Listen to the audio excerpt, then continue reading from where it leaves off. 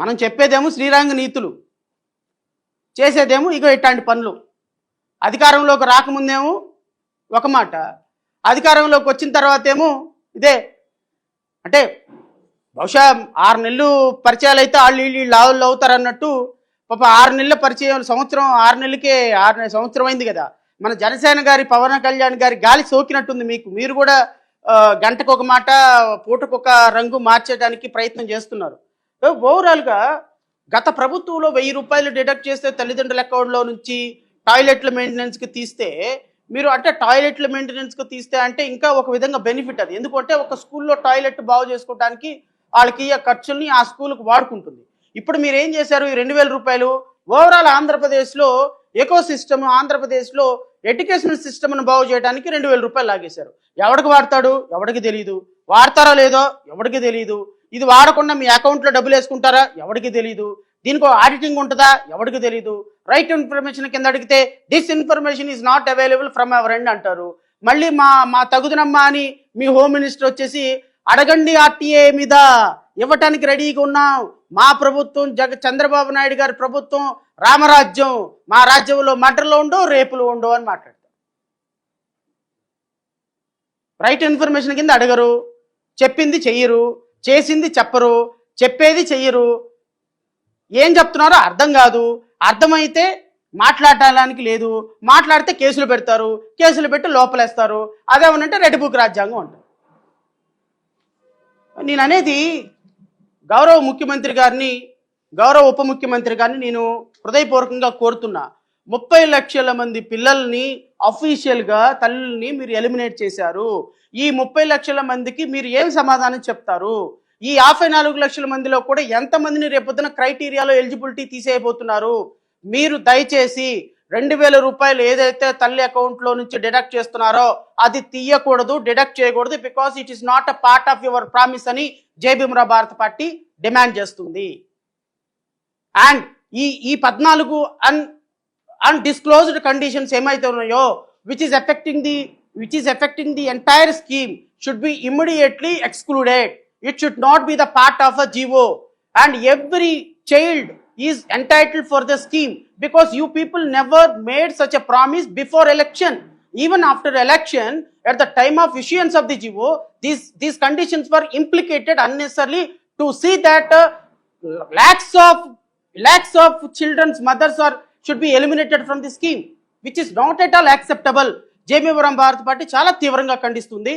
ఎట్టి పరిస్థితుల్లో తల్లుల అకౌంట్లోకి మీరు వేయాల్సిన డబ్బులు కనుక వేయకపోతే, తల్లుల అకౌంట్లో నుంచి కనుక మీరు 2000 రూపాయలు డిడక్ట్ చేస్తే మీరు ఈ స్కీమ్ని ఇంప్లిమెంట్ చేసినట్టుగా మేము భావించాం. ప్రజలు కూడా భావిస్తారని నేను అనుకోవటం లేదు. ప్రజలకి మీరు ఒక మంచి పరిపాలన అందించాల్సిన ఇలాంటి పరిస్థితుల్లో 15,000 రూపాయలు ఇస్తాము అని చెప్పి ప్రామిస్ చేసిన ఇలాంటి పరిస్థితుల్లో ఈ విధమైనటువంటి కండిషన్స్ పెట్టి లక్షల మంది స్టూడెంట్స్ని ఎలిమినేట్ చేసి మమ్మల్ని అడిగేవాడు ఎవరు లేడు, మాట్లాడేవాడు ఎవరు లేడు, ఇదిగో రేపొద్దున మేము చూస్తాము అని చేపట్టడం అనేది మేము ఎట్టి పరిస్థితుల్లో రాష్ట్ర ప్రజలు అంగీకరిస్తారని నేనైతే అనుకోవటం లేదు. నేను మరలా కూటమి ప్రభుత్వాన్ని కోరుతున్నా, పవన్ కళ్యాణ్ గారిని కోరుతున్నా, గల్లా పట్టుకొని చొక్కా పట్టుకొని చంద్రబాబు నాయుడిని ప్రశ్నిస్తాను, కూటమి ప్రభుత్వాన్ని ప్రశ్నిస్తానని చెప్పిన మీరు ఎక్కడ దాక్కున్నారు? ఏ వీరమల్లి షూటింగ్లో ఉన్నారు? దయచేసి బయటికి రండి, దయచేసి షూటింగ్ బోర్డులో నుంచి బయటికి రండి, దయచేసి ప్రజల తరపున అడగండి. కూటమి ప్రభుత్వంలో బోరుగడ్డ అనిల్ అనేటువంటి ఒక వ్యక్తిని అరెస్ట్ చేయకపోతే నేను హోమ్ మినిస్టర్ని అయిపోతా, దిగిపో హరిత, నీకు అసలు హోమ్ మినిస్టర్ ఎక్కే పదవే లేదు, నేను పవన్ కళ్యాణ్గా హోమ్ మినిస్టర్ బాధ్యతలు చేపడితే ఇలా ఉండదో నేను చేపట్టబోతున్నానని మీరు రంకెలేసి అరిచి గొడవ పెట్టారు కదా. ఇప్పుడు కూడా అనండి, నారా లోకేష్ ఇచ్చిన ప్రామిస్ తప్పావు, తల్లులకి ఇచ్చిన ప్రామిస్ తప్పావు, 30 లక్షల మంది తల్లులకి ఇచ్చిన ప్రామిస్ తప్పావు, అన్డిస్క్లోజ్డ్ కండిషన్స్ చెప్పకుండా పెట్టావు. నువ్వు దిగిపో మినిస్టర్గా, నేను ఎక్కుతాను, నేను ఎడ్యుకేషన్ మినిస్టర్గా నేను అవుతాను. మీకు కూటమి ప్రభుత్వానికి, మీ తెలుగుదేశం ప్రభుత్వానికి పరిపాలించే అర్హత లేదు. జనసేన ప్రభుత్వం వస్తుంది, జనసేన ప్రభుత్వం ఖచ్చితంగా ప్రజలకు ఇచ్చిన హామీలు నెరవేరుస్తుందని మీరు ప్రశ్నించండి. Because you are also a part and parcel of the government, and you also made promises to the people of the state, and you are also holds the manifesto along with the chief minister, and you made false promises to every citizen of this country, every citizen of the Andhra Pradesh, every person of the Andhra Pradesh. So I request honourable deputy chief minister గారు, కళ్ళు తెరవండి. I request honourable deputy chief minister గారు, స్క్రిప్ట్లో నుంచి బయటకు రండి, ప్రజల తరపున ప్రశ్నించండి. 30 లక్షల మంది తల్లులు మీ యొక్క స్టేట్మెంట్ కోసం ఎదురు చూస్తున్నారు. నేను చదివిన దాంట్లో, నేను చెప్పిన దాంట్లో ఇసుమంతైనా నా స్క్రిప్ట్ లేదు. ఇదంతా కూడా మీ స్క్రిప్టే, మీ అధికారులు ఇచ్చిన రికార్డే, మీ అధికారుల దగ్గర ఉన్న లెక్కలే. ఓవరాల్గా కండిషన్స్ పెట్టడం పొరపాటు. ఈ 14 కండిషన్స్ తీసేసేయండి. ఎవరో గవర్నమెంట్ ఎంప్లాయీ ఉంటాడు, గవర్నమెంట్ ఎంప్లాయీ యొక్క పిల్లోడికి ఇవ్వటం కూడా కరెక్ట్ కాదు, తీసేయండి, నో ప్రాబ్లం. అంతేగాని ఇదేందండి, 300 యూనిట్లు కాలితే రాదు, వైట్ రేషన్ కార్డు 10,000 రూపాయలు సంపాదిస్తే రాదు. అరే లోపలికి వెళ్ళి ఒక హోటల్లో, చిన్న హోటల్లో కప్పులు కడిగితే 10,000 రూపాయలు ఇస్తున్నారండి. ఒక చిన్న అక్క ఎవరైనా ఇంట్లో పనిచేసిన, మా ఇంట్లో పని అమ్మాయికి 10,000 రూపాయలు జీతం అండి. ఆ అమ్మాయికి ఇంకా ఎక్స్క్లూడ్ అయినట్టేనా? సో దేర్ఫోర్ మీరు దయచేసి రాష్ట్ర ప్రజలను మోసం చేసే కార్యక్రమం చేయొద్దు. ఇంకా ఉన్నాయి చాలా. ఇంకా సూపర్ 6లో నెలకి 1,500 రూపాయలు ఇస్తానని చెప్పి మాట ఇచ్చారు. ఇంతవరకు దాని మీద ఏం ప్రామిస్ కరెక్ట్గా ఇంకా ఇంప్లిమెంట్ చేయాలి. వస్తాం, 1 by 1 వస్తాం, ఏం కంగారం లేదు. 1 year అయింది, ఇంకా 4 సంవత్సరాలు ఉంది. 4 సంవత్సరాల్లో రోడ్ల మీదకి వచ్చేది ఉంది, ముఖ్యమంత్రి ఇల్లు ముట్టడించేది ఉంది, కూటమి ప్రభుత్వాన్ని రోడ్డు మీదకి తీసుకొచ్చి ప్రజల ముందు ప్రశ్నించేది ఉంది, రాజకీయ పార్టీలన్నీ కలుపుకొని రౌండ్ టేబుల్ పెట్టేది ఉంది, ప్రజలు చైతన్యపరిచేది ఉంది, ఇంకా చాలా ఉంది సినిమా ముందు. అప్పుడే ఎట్లా, ఇంకా ఓన్లీ ట్రైలరే జరుగుతుంది, ఇంకా పేర్లు పడి 1 year అవుతుంది. ఇంకా 4 సంవత్సరాల పాటు చూద్దాం. మీరు మమ్మల్ని జైల్లో వేసి లోపల పెట్టి ప్రజల తరపున మాట్లాడుతున్న వాళ్ళని లోపలేసి భయపెట్టే పరిస్థితి ఎంతవరకు వస్తుంది? మేము నిలబడతామా లేదా? ప్రజల ముందు మిమ్మల్ని దోషులుగా నిలబెడతామా లేదా? ఎలా అయితే చెప్పి ప్రామిసులు చెప్పి ఈరోజు దొంగచాటుగా పక్కకి వెళ్ళిపోయి ప్రజలను మోసం చేసి సంపద సృష్టిస్తామని లక్షల కోట్ల అప్పులు ఎలా చేస్తున్నారో మొత్తం తీసుకొస్తాం. సిగ్గు లేకుండా నిన్న మీడియాకి ముఖ్యమంత్రి వెళ్ళిపోయి ఇంకా మీడియాలందరికీ కూడా ఇంటర్వ్యూలు ఇస్తున్నాడు. సెలెక్టివ్ మీడియాలకు ఇంటర్వ్యూలు ఇస్తున్నాడు.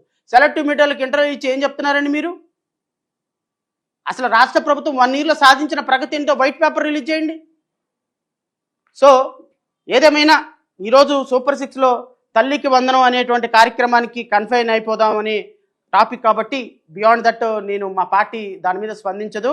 తల్లికి వందనం ఒక మంచి సూపర్ 6లో ఒక స్కీమ్కి మంగళం పాడేశారు. తల్లికి వందనం పాడారు కూటమి ప్రభుత్వం, మంగళం రాష్ట్ర ప్రజలకి. Thank you so much. రాష్ట్ర ప్రజలు ఈ చీటింగ్ ప్రభుత్వాన్ని, ఈ మోసపూరితమైనటువంటి హామీలు ఇచ్చి ఈరోజు ప్రజలను మోసం చేస్తున్నటువంటి చంద్రబాబు నాయుడిని, పవన్ కళ్యాణ్ని, నారా లోకేష్ని ఒక్కసారి గమనించమని, మీరు వేసినటువంటి ఓటు మీ బిడ్డల పాలిట, మన జీవితాల పాలిట ఎలా శాపం కాబడుతుందో ఒక్కసారి ఆలోచించమని మనస్ఫూర్తిగా కోరుకుంటూ, నాకు ఈ అవకాశం ఇచ్చిన మీడియా సోదరులకి హృదయపూర్వకంగా నమస్కారాలు తెలియజేసుకుంటూ జై హింద్.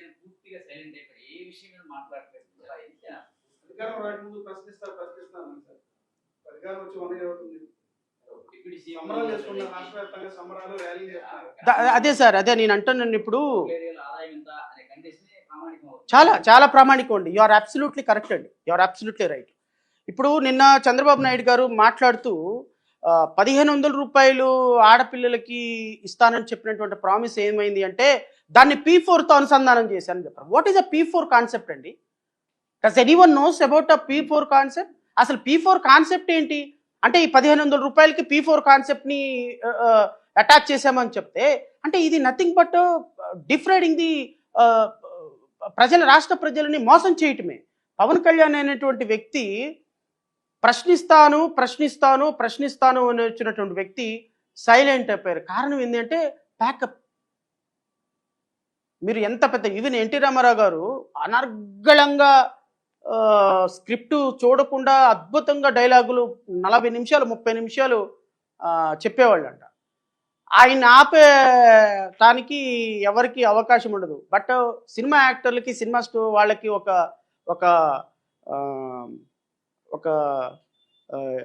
ఒక పదం వినపడితే వాళ్ళు యుద్ధం చేయరు. ఆ పదం ఏంటి అంటే ప్యాకప్. నిజం. జస్టిస్ ఆర్డర్ అని కోర్టులో ఎలా అంటే ఎవరు మాట్లాడుకుంటూ ఉంటారో, సినిమా యాక్టర్కి మీరు సీన్లో ఇన్వాల్వ్ అయిపోయి చెప్తున్నటువంటి వ్యక్తికి ఎవరైనా వచ్చి ప్యాకప్ అన్నాడు అనుకోండి, ఇంకా మాట్లాడరు. ఎందుకంటే వాళ్ళకి ఆ పదం వాళ్ళ మస్తిష్కాల్లోకి వెళ్ళిపోద్ది. సో పవన్ కళ్యాణ్ గారు కూడా జూన్ 2024 జూన్ 11వ తారీఖున ప్యాకప్ అయిపోయింది, సినిమా అయిపోయింది.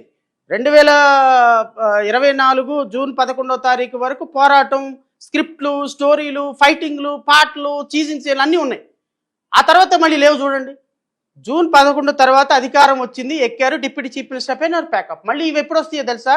మళ్ళీ 2029లో అధికారం కోల్పోయినప్పుడు అప్పుడు మళ్ళీ సినిమా షూటింగ్ మొదలవుతుంది, షెడ్యూల్ ఇస్తారు. ఆ షెడ్యూల్ ప్రకారం చేయాలి. నిజంగా అన్ఫార్చునేట్ అండి. అంటే నేను ఏదో సినిమా లాంగ్వేజ్లో చెప్తే ప్రజలకు అర్థమవుతుందని చెప్పాను, కానీ మీరు ఈ రోజు వరకు రోజుకు ఒక పాపని మర్డర్ చేసి అనిత గారు చెప్పినట్టుగా 16,000 మంది మీద మారణ హోమం జరిగితే పవన్ కళ్యాణ్ దాని మీద ఏ విధంగా స్టేట్మెంట్ ఇవ్వటంలా? 30,000 మంది అమ్మాయిలు మిస్ అయితే దాని మీద ఏ విధమైనటువంటి స్టేట్మెంట్ ఇవ్వటంలా? ముఖ్యమంత్రి, ఉప ముఖ్యమంత్రిగా ఆయనకు ఉన్నటువంటి అధికారాలు ఈ రోజు రాష్ట్రంలో కూటమి ప్రభుత్వం జాయింట్ మేనిఫెస్టో కదండి రిలీజ్ చేశారు. ఈ ప్రతి ఒక్క హామీకి నేను ప్రాథమికంగా హామీ అని అన్నారా లేదండి పవన్ కళ్యాణ్? మరి ఈ రోజు జరుగుతున్నటువంటి 1 ఇయర్ నుంచి తల్లికి వందనం అమలు పరచకపోతుంటే నువ్వు కేంద్ర ప్రభుత్వం దగ్గరికి వెళ్ళి కూర్చొని నిధులు తీసుకొచ్చి, ఇదిగో రాష్ట్రానికి నేనున్నాను కాబట్టి ఇదిగో ఈ ఇన్స్టిట్యూషన్ తెచ్చాను, మోడీని అడిగి ఈ నిధులు తీసుకొచ్చాను, అమిత్ షాని అడిగి ఈ నిధులు తెచ్చాను, నాకున్న పర్సనల్, నువ్వు మహారాష్ట్ర వెళ్ళి ప్రచారం చేస్తావు, తమిళనాడు వెళ్ళి ప్రచారం చేస్తావు, కర్ణాటక వెళ్ళి ప్రచారం చేస్తావు, భారతీయ జనతా పార్టీకి వెళ్ళి అద్భుతంగా ప్రచారం చేసి వాళ్ళని వేరే రాష్ట్రంలో అధికారం తీసుకొచ్చుకోవడానికి ఉపయోగపడినప్పుడు ఈ రాష్ట్రానికి సంబంధించి ఒక 10,000 కోట్ల రూపాయలు ఫండ్ తెచ్చే అవకాశం నీకు లేదా? ఏ ఫండ్ వచ్చింది చెప్పమనండి. 15,000 కోట్ల రూపాయలు అమరావతికి అప్పిప్పించారు. అది వేరే రాష్ట్రాలకు ఇచ్చినట్టుగా మనకు కూడా అప్పిచ్చారు. బీహార్ చూడండి, బీహారు 50,000 కోట్ల రూపాయలు గ్రాంట్ తెచ్చుకుంది. మన నితీష్ కుమార్ ఒకటే చెప్పినాడు, మోడీ నువ్వు గనక డబ్బులు ఇవ్వకపోతే నా మద్దతు ఉపసంహరిస్తాను. వీళ్ళకి చెప్పను నా మాట. సో పవన్ కళ్యాణ్ గారు ఆల్రెడీ ప్యాకప్ స్టేజ్లో ఉన్నారు. సో ఆయన ఆల్రెడీ ప్యాకప్ జరిగిపోయింది, షూటింగ్ అయిపోయింది. కాబట్టి ఆయన నుంచి పెద్ద విమర్శను మనం ఎక్స్పెక్ట్ చేయడం కరెక్ట్ అని అయితే నేను అనుకోవటం లేదు. సో రాష్ట్ర ప్రజలే అర్థం చేసుకుంటారు.